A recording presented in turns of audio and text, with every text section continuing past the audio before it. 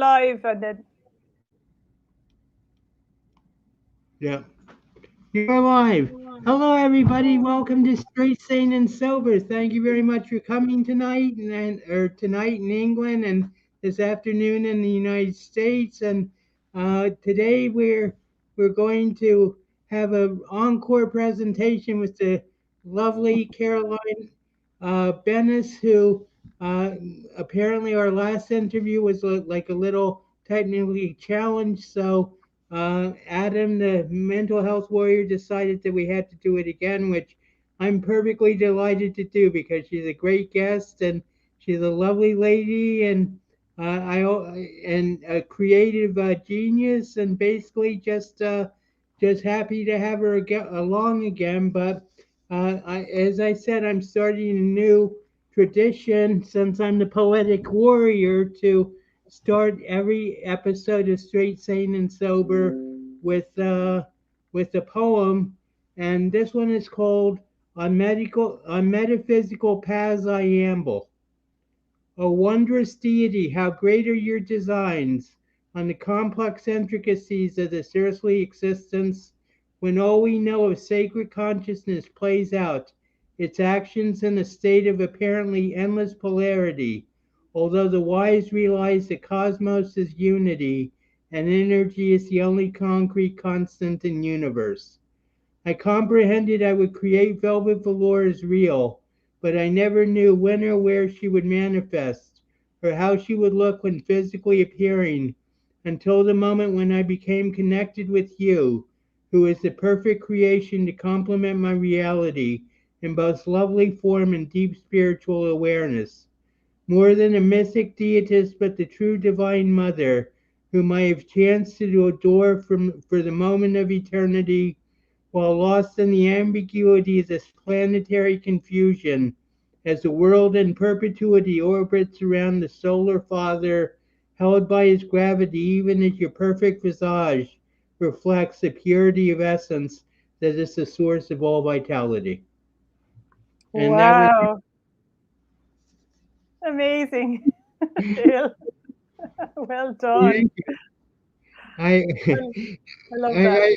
I, I've been working on my poetry for 46 years, so or 36. Wow, So that's basically I think I have a gift for it.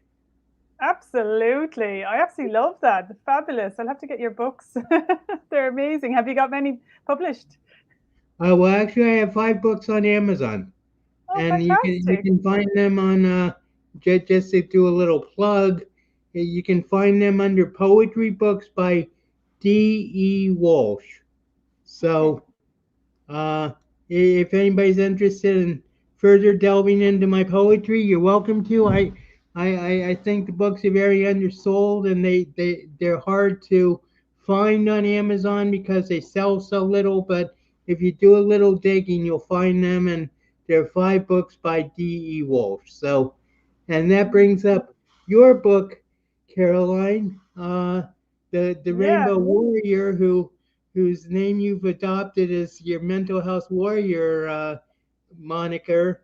And so I thought we could start today's discussion off with talking about the Rainbow Warrior, the book, a little bit. And, I have my Velvet Velour, who is my ideal hero, my ideal heroine, but uh, it seems like the Rainbow Warriors, the mythic heroine that you've created, and what what would you like to tell us about her? You say that she has 2 superpowers. One is her eyes, and one is her breast. Do you want to like explain that a little more?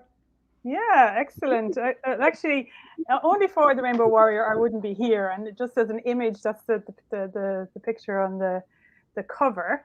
And basically, yeah, the two superpowers are, yeah, the eyes, the way she looks at the world, her perception of the world, and then the breath is, the mindfulness, breathing, coming into the present moment. And yeah, the book is it's children's book. It teaches her about connection, basically as well. the connection to ourselves, connection to the people around us, and connection back to nature. And then within that, it has the two superpowers. And yeah, I wrote the book a number of years ago, actually, and I had it set aside. And I don't know, as a creative person, sometimes you write things or you have an idea and it takes a while for it to come. I always say I kind of watch the times, the times of, I watch The like humanity. gestation period. Pardon? The gestation period. Yeah, it's maybe like a seed is such of an idea, and then it takes time for it to kind of start to blossom into what it needs to become. And I suppose I started to hear like the word warrior being used a lot, and then I thought, oh my, that's a cue for me to maybe start to put the book together, because I had gone on a kind of a retreat. I'm a professional graphic designer and I own my own design company. And before that, I had been in education, and I'd done a kind of had a spiritual awakening, you say, where I went back to nature and I got very close to, I suppose, the truth of life as such, and my own inner truth and the connection that I had as a child, my intuition, and my kind of, would say I had, I says, very keen perception, and that kind of became more heightened, so I started to get more connected with life in the kind of sensing life, we'll say. So when you start to do that, then you start to kind of live from a place of insight and intuition, and you're always kind of following that as such, it's like it's guiding you through. So Rainbow Warrior, I had written it a number of years ago, and then the year before the first lockdown in Ireland, I decided to put it into an actual book form, and I just started to paint the pictures out to go along with it. And I didn't have any kind of particular plan for it, but I wanted it to be a character that was universal and that didn't have an actual form as such, that it was actually the essence of life itself. So even though it's a particular rainbow warrior that's within each person, but there's only one rainbow warrior, it's like the force of life itself as such, that kind of animates everything, and animates, and is kind of pure creativity, joy, wonder. It has, endlessly loving and presence, and it's always protecting and enriching life. It's that kind of life-giving force as such, and that each one of us has the rainbow warrior within us, and we just have to kind of keep connecting back to that, and try to see it in other people as well, and the way the rainbow warrior looks at the world, she only sees truth. So she sees no good or bad, she just sees fear or love. And that basically when we feel fear, we use the second superpower, which is our breath, to blow a rainbow onto fear and dissolve it, and then we can go into the world and do what we came here to do. So that's the message. Well, there's like a little dichotomy between like her breath, which is so human and so creature focused, but you say that she's like not really a human. She's more like a spirit, but it's like the divine and the human, like that's each of us. So we both have the divine and we have the human, so the human is always trying to reach the divine consciousness as such, but we have, which is the first superpower. Pardon? She's trying to reach the divine through truth, which is the first superpower. Yes, exactly. The divine kind of perception, of seeing everything as being beautiful. Everything is beautiful in truth. But it takes a certain level of understanding to get to that level of clarity. The thing about truth is that jumped out at me with the Rainbow Warriors. You say that she sees everything from truth, but that comes from within. But also, everything that people perceive about her is truth. So that's truth too. So it's like Yes, that like inner outer, balance that is so essential to like trying to figure out, are we divine or are we human? And people say that some people say we're spiritual beings experiencing a human reality, and other people say we're human beings experiencing a spiritual reality. And I think that you like basically summed that up very well when you said that her first superpower is truth. yes, yeah, yeah. How she sees the world, and I suppose the message of it, the oneness, that we're all one family. So there's no, I suppose non-duality is oneness as such. So really, the dark and the light, they're all one. So it's not, it's like in human perception, we always divide. We divide into good and bad, and that's the separation. That's how we see life as being separate. But when we understand everything as being sacred, then we can understand that everything that happens to us is for our learning, and it helps us learn lessons and mature in our consciousness. And I suppose that's the journey, that why we're here on earth, is to learn those lessons. And yeah, that everything is one as such. It's funny you should bring up your duality or polarity and unity, because that was in the first stanza of my poem, where it says, "When all we know of sacred consciousness plays out its actions in a state of apparently endless polarity, although the wise realize that the cosmos is unity and energy is the only concrete constant in the universe." That's it. So Yeah, that's the I, same thing, just in different words. Yeah, I think I think we talked about this in our first interview, which the quantum soup, and how everything is like the whole universe is like one entity, like one big amoeba, and there is no separation in the larger picture of things. exactly. And I thought that was amazing last time you said. I hadn't heard of that term, the quantum soup, because after I had explained to you in the previous interview that I kind of had entered into that kind of unity consciousness, as I called it, Eden, or there's definitely different words that you can call it, but you're just a oneness as such. And the I was trying to, like, I didn't have any words to describe, because I didn't know any kind of, we'll say, um, I didn't have any education when it came to spirituality. I was raised a Catholic. I knew religion, and then I had kind of walked away from that, and I wasn't practicing, and I had let go of all of those type of beliefs. All those beliefs had gone, and I was trying to find a way of trying to describe what it was, and I was thinking, well, it's like a soup, because I'm a mum, and I made, everything was like practical. I was like, do you know what it's like? It's like a soup. It's like if you were making soup and you had like a consomme soup, and the way consomme, you can't really see the fluid as such. You can't. It's transparent, but it's there. It's holding everything together, and it's holding the peas and the carrots and all the little bits.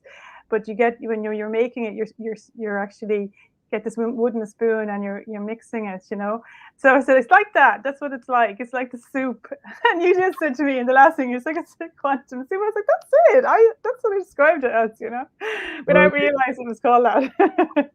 that more and more, I mean, this is basically an accepted theory now, is that like everything is frequency, and every person and every object and everything in the universe has a frequency, and there are infinite frequencies. But the quantum soup is a situation where all the frequencies are like built upon each other, so that each one is connected to the other one. And so ultimately, we're all one, even though the ego is, you know, and when we're born, the ego is born, and the ego lives in a state of polarity. But ultimately, everything is one. So there is no good and bad, no right and left, or up and down, or anything. It's just like all one, like all different frequencies interacting with each other. That's it, yeah. Different levels of consciousness as such, and each person has a different level. And that's what you're experiencing when you feel somebody's presence, I guess. You're feeling the level of the capacity. I would say, to make it simple, like, is spirituality is about your capacity to love. Right. So, so your consciousness is that how much have you being able to uh, open yourself to love, like how are you able to, how do you just keep your love like for yourself? That's ego based, very self-centered, narcissistic, would say. Then some people, then they have a capacity to love their children and their spouse as such, and then another person could have a capacity to love themselves, their family, their community, and then somebody else might have capacity to love, their country, and they just come, identify with that. And then as you grow in your capacity, your consciousness, you grow in your capacity to love, and you could, then the great kind of leaders and stuff have had, like Gandhi and stuff, the capacity to love the whole of humanity, as such, and to understand that oneness is, the fact that we are in truth one. As such, when I speak to you, you are just another version of me, born in a different time, in a different location, and a different set of circumstances, and a different set of DNA, and it's different set, but you are still me. You know what I mean? Like, you were one consciousness, but born in a different time, in a different, with a different, the structure that we're born into is kind of appears to be different as such. Well, I think that's why I mean I call like Earth like a tiny speck of dust in the universe, and I mean it's easy to get caught in like the how big the human race is, but I mean when you compare a 6 foot man to like 1,000 light years, it gives you certain perspective, so but Absolutely. what I was what I was leading to is that the Rainbow Warrior has a universal love rather than just like a love of Earth, or a specific love, and I think that's why it's so effective as not only a children's book, but also as a book of like insight and growth for everybody. Thanks, Dale. Yeah, well, that was kind of it. I was trying to go as high as I could in my altitude. Right. Yeah, the higher you go, the more universal it gets, but also the more specific, because then it's like I've heard it says that the more universal, the more specific, because the higher you go, the more it actually hits the heart. Right. It's like it's truer. It's truer. The higher you go, it connects more to the heart. It's because it's kind of like that triangle that Well, yeah.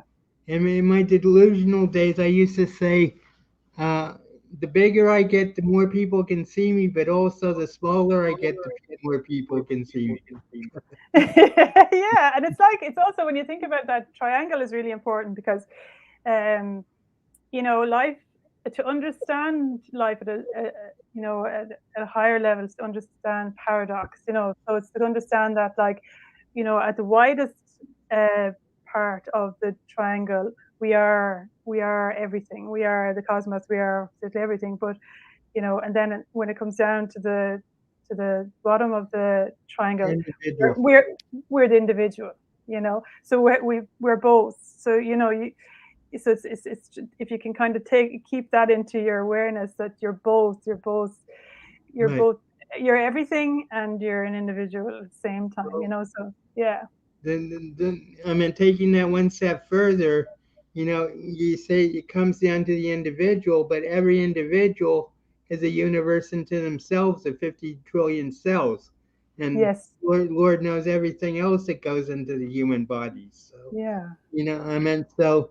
I meant mankind or humanity is sort of like I mean that's why I think people think that we're a special place with God is because we're like the cross section between the microscopic and the macroscopic, and we can like look out at the universe and see galaxies and everything and realize how small we are. But on the other hand, we can look inside and see beyond even atoms into the Mm. subatomic world and how big we are, how vast we are, compared to, like the quanta and everything that, and Yeah. It's all scale. It's kind of like the universe. Like I talked about that book. I still have to write. It's in my head. It's a universal principles. I talk about the design principles. The universal design principles, and scale is one of them. And it's like that. As above, so below. It's the scale of everything is proportional to your perspective. So like you could say that we're tiny, but yet then if you look at it into ourselves, their universe of themselves as such, if you go down to the macro, like you said, but you can also go way up to the cosmos. But basically the principles of life and the principles are all the same, regardless of what the scale is as such. So it's like, absolutely. yeah. So you have like you have a line in your poem there about design. What was that again? Just could you read that Uh, again? That stood out to me let me see. at the start, I think. Oh yeah. Oh, wondrous deity, how great are your designs? Yeah, because that's the way I see it. I see like life as a designer as such, because it's got the two, like again the triangle again, because you've got intelligence and you've got love. So it's like unbelievable. We can't comprehend the magnitude of the intelligence of life, and then the actual holding, like, so that's the intention, we'll say, and the intention, life has an intention for itself, a goal that it wants to achieve, and then it has the actual force as such is love that holds it all together as such, and when they come together, that's beauty, so beauty is what then we perceive as being beautiful in nature. It's when everything is balanced and everything is in in harmony, that's what we would see as being, and we enjoy that. That's when we connect to our joy, because we're experiencing beauty in ourselves as being joyful, as being Right. joyous. Yeah. Yeah. So that's like when we connect to ourselves and connect to joy, we're connecting to like the divine beauty as such of life. So So that's a great practice then, is to find your joy. right. Well, this is one question I wanted to ask about the Rainbow Warriors. You say it's a children's book, and did you have like an ideal child in your mind when you were writing it, or was it like all children, or just children in general? Or I mean, I don't know if you had your children yet, if you had your kids yet when you wrote it, but I mean, did you have like an archetypal child in mind when you wrote it, or what's the story with that? Well, I had in mind the whole of humanity as being Because we're all because children. you're all children. We're all of different ages, but we're still that child within. And as an adult, and I thought that the best way to get to an adult through to bypass the ego is to, when a child is sitting on their lap and they're reading a book and they're relaxed in that state, that maybe it might it might connect with them, in that kind of sense, when they're with their own children, and they're feeling like, yeah, because I think, like we've talked about before, about like the academic side of things, and you can't really get to a deeper sense of life through the mind as such. You have to, it's an experience, and I suppose we can experience the purest kind of love is through our children, or something that we love as such, so that's the gateway, so it was kind of like, I suppose it was for everyone. I think I said to Dorota actually in one of her interviews that I wanted everyone to be a rainbow warrior, you know, and connect to their Right. essence, you know, yeah, to the childlike joy and connection to life, yeah. Well, besides the words of the book, the illustrations are amazing, Carolyn, and Oh, I thank you. I know that you. I can't remember whether you said you were in academia as a teacher or whether you Yes. turned your back on that at the last moment. But I meant, uh, one thing I thought we could discuss is like the creative process and just like, do you like how does inspiration come to you? I mean, do you only create when you're inspired? Because with myself, basically, I just come up with like one or two lines and then I improvise the rest of the poem, So uh, basically, I'm creating every day, but people say, well, what inspires you? And I say, well, it's just like the creative process itself. And uh, as a designer and as a painter and as a writer and as a poet, what inspires you? Yeah, a great question, and like that, I've kind of unlocked a few more talents in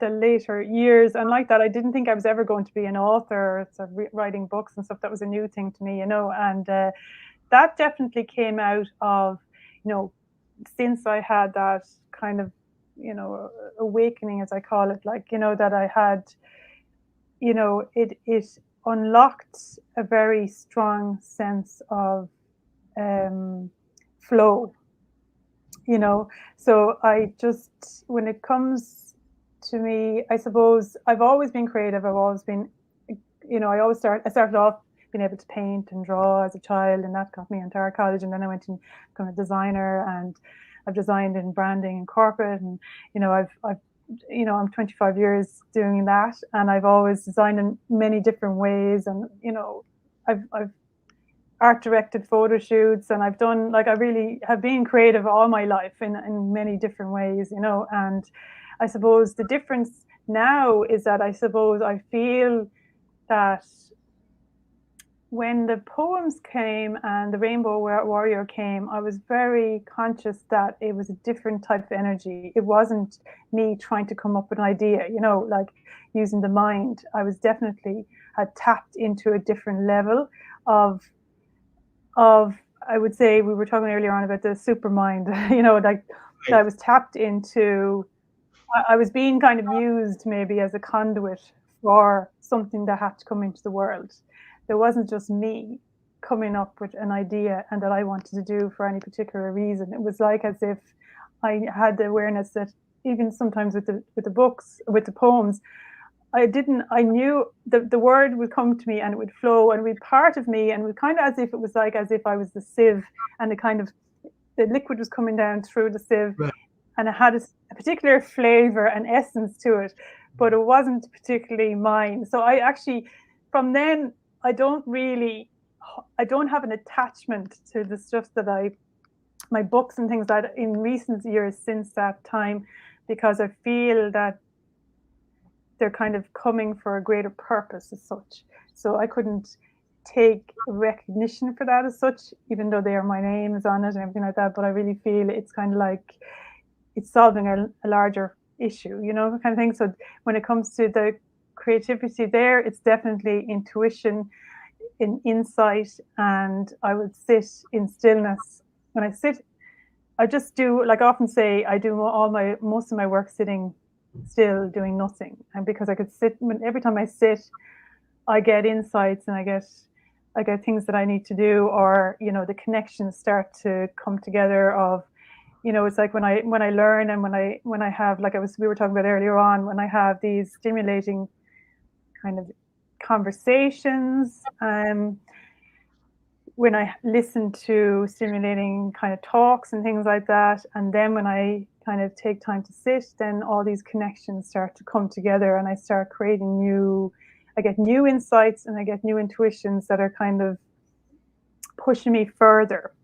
And new And combinations too, right? yeah, new combinations. It's like, so I kind of, now I feel my task is to allow myself to be the engine for that as such, that kind of way, because I know there's a kind of mechanism to that as such, so I try to kind of make sure I have time to sit and to listen to that, to listen to the guidance as such, or to listen to my orders, what I need to bring into the world kind of thing, and then to act on that and not to get in the way of it, because that's the mastery really, is not to get into the way of it, not to let your ego get into the way of it, or not to let you can easily get lost in like your ego or your conditioning, and then it gets tainted by that, so the mastery is going to be get insight, inspiration, and then try and keep it on track, and you don't get lost in kind of, thinking that it's you that's doing it, that kind of way, and a kind of any kind of vanity or any kind of like wanting it for yourself as such, that kind of way. So that's the kind of keeping your eye on that. Back to what you were saying about the universal is the specific, and personally, I never used to. I mean, all my poems used to be one draft wonders, and now I might like go back and like edit like a few words or something. But basically, I rather I meant there are poets who like Ruski, I think it is, has like a total of like 30 poems in his whole collection, in his whole oeuvre, and I have like 4,500, because rather than like going back and like working on poems and trying to make them better, that's when the ego like takes place. And I've always found that I'd much rather just like go on and write the next poem and improve that way. And like I still feel that like every poem I write is better than the last one I wrote, because it's like a progression of communication that's inviolable. Yeah, and it's your expression, your unique expression, and when you read it out like that, I can hear it exactly the way it reminds me of the way I write the poems as well. It's kind of a flow of consciousness. It just comes in a flow, and it makes a particular sense to me when you read that poem. I know exactly, and I can follow the line of consciousness right the way through. So like to edit that would be a shame, because there's a fluidity to that momentum that, and I can follow that like an arc as such, it's perfect. Yeah, so yeah, keep writing. Brilliant. Well, you surprised me today, because you told me you had a book of poetry that I didn't know about. It's called Yes. Declare. Claire Republic. Would you like to read one or two from there, just to give us an idea of what you can do? Yes, no problem. I do a reading each week, actually, every Sunday. Let me see, what one will I read for you? Well, actually, maybe the first one. Time. This is kind of like, I suppose, a torn. Actually, yeah, this is probably the first one that came to me, which is, and it's kind of a little bit. I'll read it and then we can reflect. I'll tell you when it came to me. Okay. Okay. So just to say that the book actually is coupled with all of images around Ireland that I got. It was kind of collaborative piece, and I got people from Ireland in the lockdown to send me. Everybody went back out to nature, and I could see that Irish people are kind of a bit disconnected from their spirituality at the moment because of everything that's happened within Ireland and the Catholic Church. And I could, we have a fantastic, heritage of, our Celtic spirituality which is back to nature, and it was always taught through nature. Even St. Patrick, it was always taught through nature, because that's kind of like, I suppose, the foundation of our spirituality. And I could see that everybody was going back to nature, so I thought it was time again to put together the collection of poems and then to ask people who had been out, taking beautiful photographs of the landscape and to send them to me. And I coupled them with the poems throughout the book. So it's got all the provinces of Ireland all the way around. And So basically, it's an Irish diary, right? It's not just you. It's the whole book is like an Irish diary. Yeah, exactly. And I have everybody's names that send me the pictures and where they were and stuff like that all around. And, it unites the whole island as well. The north is included there as well. We expect nothing less of you, Carolyn. It has to be unity, Yeah, yeah. Yeah, So exactly. why don't you just one or two? So this one is called Torn. Torn, ripped, a land screaming, calling out. Stay, a back turned, not from disconnection, but from such utter depth of connection that the sight of its endless beauty would forever blind the eyes of the emigrant. Empty cottages, a shadow of the past, alive with life still. Nature has reclaimed them back to its bosom and said lovingly, "Come nestle here a while." With the loving embrace, the ivy wraps its arms around the stone walls, and the roses burst with blossoms in the summer sun. The birds sing from its rooftops, waiting for your return home. Beautiful. Like that? And home is not only Ireland, but also home is Oh, within yourself, right? exactly. Yeah, you got it, Dale. You got it. Because that's it. It was like the emigrants leaving Ireland to go Right. to America, because across away from this west of Ireland, like I saw the west of Ireland, Ireland at the regular, like the edge of Ireland, as if Right. it was torn from, from like as if America and Ireland were one, and then they were ripped apart as such, and that when the Irish people left, it was actually that the Ireland was screaming for them to come back rather than them. It was like the land itself wanted it back. And then I thought of, the deeper meaning was then we're like that. We're torn from ourselves, with our conditioning and everything that's happened, our separation, our sense of separation. So it's time to come back, home to ourselves and be Right. united again. Yeah. Well, I've always admired the way you've always been so grounded, Carolyn. I mean, most of the people who go through the creativity that you've gone through, and and have really like experienced all sorts of things, spiritual things, and everything.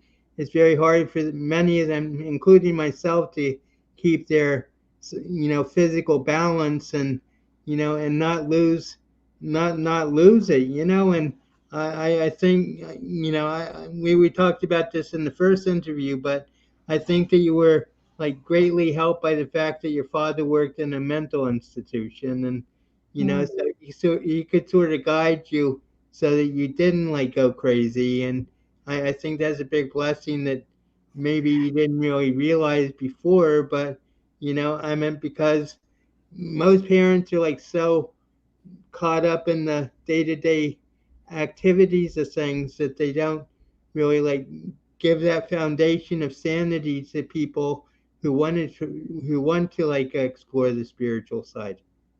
Yeah, it's funny, Dale. Actually, since we had that conversation, you got me thinking about that, and I was thinking to myself, like, what was the actual, what were the elements that kind of have helped me kind of keep down to earth, and I think actually the fact that I suppose, firstly, when as a child, I had that realization that we were one, and I couldn't understand why everybody thought they were separate. That was the problem I had. I was like, why do they all think we're separate when we're actually one?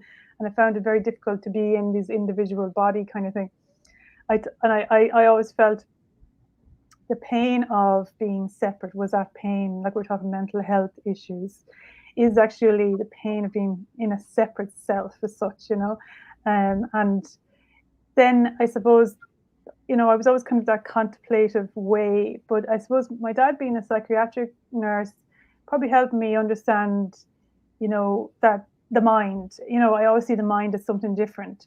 So than me. You know, I was beyond the mind. You know, the mind was part of me, but it wasn't me as such.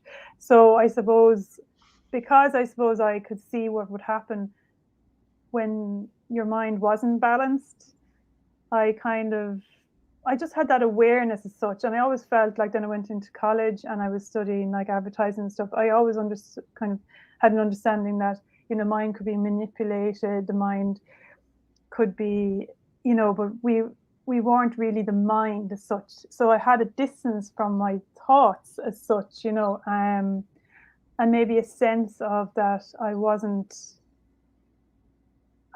my thoughts, you know, that kind of way.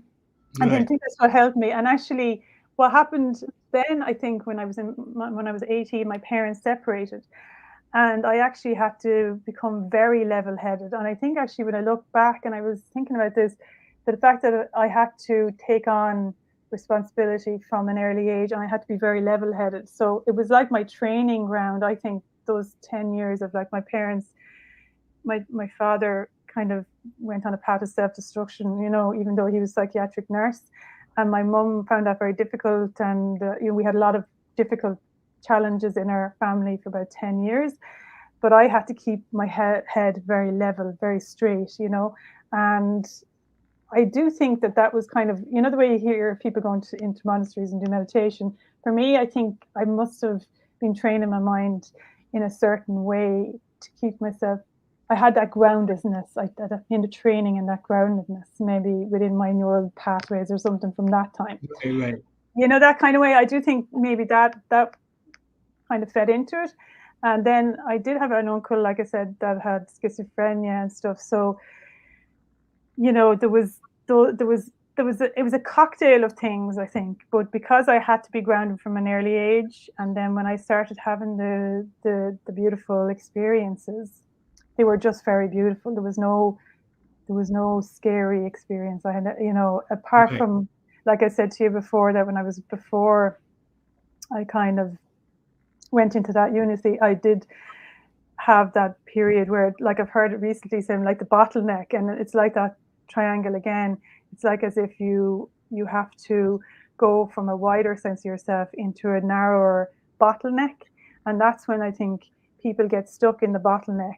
And for me, things got very. It was like I went into the darkness of my mind, and the divine comedy I was saying to you was the thing that I could describe as being the inner landscape that I had to travel through. Was like the 9 levels of hell in that Right. poem. And it was like as if, I was walking through the energy of paranoia, the energy of kind of all these different, you could say, mental distress, but it wasn't that. It was like as if I was walking through that. It was like a maze as such, and I had to go through it, but I wasn't it as such. So I was kind of being guided through it. And I kind of had that beautiful feeling all the time that kind of brought me through. So I had that connection, that beautiful connection all the time, So I just followed the beautiful connection, but I was very aware of the kind of ominous, The you know, chaos. Yeah. energies around me as such that I could have easily gone into. And like that, I think exactly what I was saying earlier on was that, the way I was saying, like, I could have gone into paranoia, or I could have gone into kind of maybe different disorders and such, but I kept on the straight, and I kept following that beautiful feeling as such, the kind of way. And that period of time didn't last that long, so I moved through the bottleneck, and then Right. I went back. Then I went kind of up again and out. Yeah. With me, I got the beautiful feeling, and I had to keep it through 9 hospitalizations. You did very well. Yeah, it's amazing. I love listening to your interviews because I really kind of, it's fascinating because like that inner landscape is such, and it is like a TARDIS, it's like a maze, like, and it's hard. It's hard to. I'll have to try and go back and reflect more about the process, but like that. Yeah, I think it just maybe I had that groundedness, and I had that kind of sense of that beautiful feeling that I just kept following, and I kind of, but I think actually, Dale, the most difficult thing for me then was coming back down from that. So, like, they say, when you kind of, it's like going up a mountain, and then you get to the top Right. of the mountain, Mount Everest, and then you actually go off the top of the mountain and you enter into the, it's like you just into everything kind of thing, and then you disappear, you become everything, and then you have to come back down the mountain. And coming back down the mountain was more difficult for me, because it was like you could see had every possibility that you ever could be, but what was it particularly that you were to do to find the particular thing that your purpose after that, and then to find your way back into life after that kind of experience, and what does that mean now, that kind of way. So that was probably more difficult, I think, for me to land back down and like be the same person, but not the same person, that kind of way. Right. And to kind of make yourself happy with that again, that's fine, that you're actually, you've been through that experience. Say you're the same Caroline as you were before, but you're just different, that kind of way. So that was probably the hardest part, I think, but I think I'm doing okay with that. I think you're doing a great job, and it took me 9 years to come down off my mountaintop, and it was the most desperate time of my life when I did. So, uh, Yeah. I mean, it was never like I was suicidal or anything, but it was just like that there was like such a overwhelming oppression of my spirit, because Yeah. I figured out I wasn't God, and as I said in that interview, the reason I figured out I wasn't God is because I saw the annihilation of the world, Yeah. and I figured out that if I continued to try to be God, then I was going to lead to the end of life as we know it. So, Mm-hmm. but that coming down from the mountain of my divine delusions was like the hardest thing that I ever had to go through, and I came out the other side extremely well, I think. But Yeah. without without the yin to that yang, or the negative to that positive, I don't think I would be as successful and recovered as I am. Yeah, completely understand, and I can understand your journey like that, and it's very. I think I feel like there was an urgency to me doing it. Like I was kind of pushed along quickly. I had that sense that it was like, okay, Karen, move. Maybe I had the ability to move quickly through things, but also I was being pushed through them pretty quickly, kind of thing. So there was an urgency, like we were talking about the emergency before. So Right. there was an emergency, it was like there was an emergency, and then so I was being pushed, and it was an urgency, for me to get to where I needed to get to, because it's not important about the journey that I took isn't important. It's what I have to do. You know what I mean? The things that I have to do. That's the important thing, in the world as such, So that's what's the grounding part for me. It's like, kind of that doesn't really matter.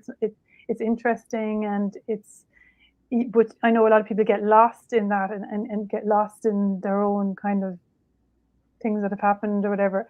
But to me, it's like, no, we have to get people into action. There's things to be done. And the reason why that all happened was because of the work that has to be done in the world, that kind of way. So that's kind of what grounds me, and also kind of that compassion for everybody. And we were talking about, the tsunami, and that's the word I think you mentioned in your poem. And I have a poem with tsunami in it as well. And today I heard, again, this is what fires me and grounds me as well. They're talking about on the news tonight about the tsunami of, cocaine use across the world and in Ireland because of the COVID, and, when you realize like the suffering that people are in, that kind of cuts out any kind of any notions that have about yourself. You know, and he said, okay, what needs to be done, because people are really suffering, and you know, that's why we're sitting here now together talking about the mental health warriors, because it's really, you know, a very challenging time. And It's reaching absolute crisis, and yes, exactly. the world is the world is at a tipping point it's never been at before. And Yeah, and you know, the tsunami, the poem that I have, it's called, and it's funny because I wrote it a number of years ago, and when I was a child, when I was telling you about the feeling I had, was two things. One was the surge, and that was like the love kind of thing, and then that was like the unity feeling, and then the separation was pain that everybody feels, that kind of mental pain, because and I when I wrote the poem, I called it the surge, and then I thought it was strange when the COVID crisis came. People were talking about the surge. I was like, that word is never used, you right, know, and you know, it was an unusual word, you know, in people just don't use that word very often. And I was like, I have a poem, but my surge is about love. And the tsunami, my tsunami, is about love as well. And this is a quick poem. I read it for you, will I? sure, I'd love to hear it. It's called The Surge, and this is the compassion that I feel, and this is the drive. You know, it's a drop, a trickle, a stream, a river, a sea, a storm, a flood, a tidal wave, a tsunami, a drowning of love for you. So it's like just that compassion for everyone of where we are at, and you know, that's what we need, a kind of tsunami of love to try and help the crisis that we're in, you know, and you know, just it's like as if there's two tsunamis coming, you know, which is going to Right. override the other, you know. Well, Yeah. that's one of my favorite images is drowning in the ocean of love. You know. There you go. Yeah. Oh, yeah. There's a great connection between the two of us and the poetry, you know, because you have tsunami in your poem there as well, don't you? You know, that one that you wrote out. You know, it's just yeah. I'll have to get your book, Dale, because it'll help me keep Well, inspired. well, I hope you can, and I hope you do, because I think that like the poetry that I write is very high quality, and I think it can be helpful. I think it will be helpful to people, and you know that's one of the reasons why I'm doing this show and just getting on podcasts and everything is just to like get my message after 46 years of schizophrenia, to finally get my message out and to you know expose myself to the possibility of the help I can actually create and serve people with. Yeah, and you have fantastic gifts to share as well. You know, they really. Sorry, there's somebody downstairs. There's somebody, or you know, they really are. You know, your poems and also your presence. You have a beautiful presence about you. You know, you have a gorgeous sense of calmness about you, and you know, like every time you're online, I can really feel that. And even now, you've got a lovely tranquility about you, and you bring, you know, you brought something back from that journey yourself, Dale. Why, thank you.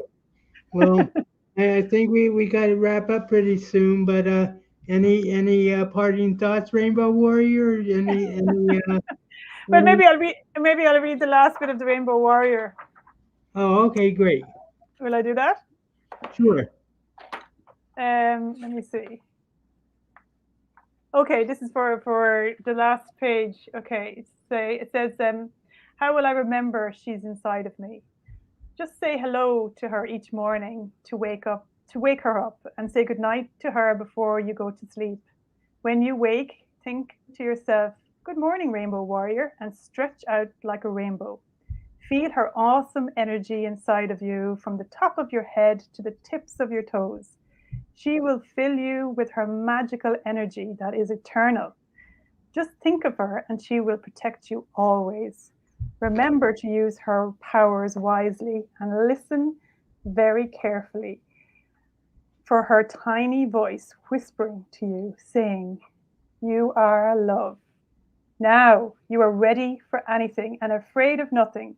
So burst into the world and do what you came here to do, because you are a rainbow warrior. I don't think I can add anything. So basically, thank you very much, Caroline. As ever, it's been a great pleasure and joy to be able to talk to you. And you represent the mental health warriors extremely well. I know you've been on a lot of shows, and I hope that it hasn't become repetitive for you. But thank you very much for your books, for your contribution, for your love, for your compassion, for your caring, and keep up the good work. And your potential is infinite. Oh, and likewise, Dale. Thank you so much for inviting me. And I love being involved with mental health warriors. It's just wonderful. I love it. Yeah. Okay, well, let me see if I can do this right. So, uh,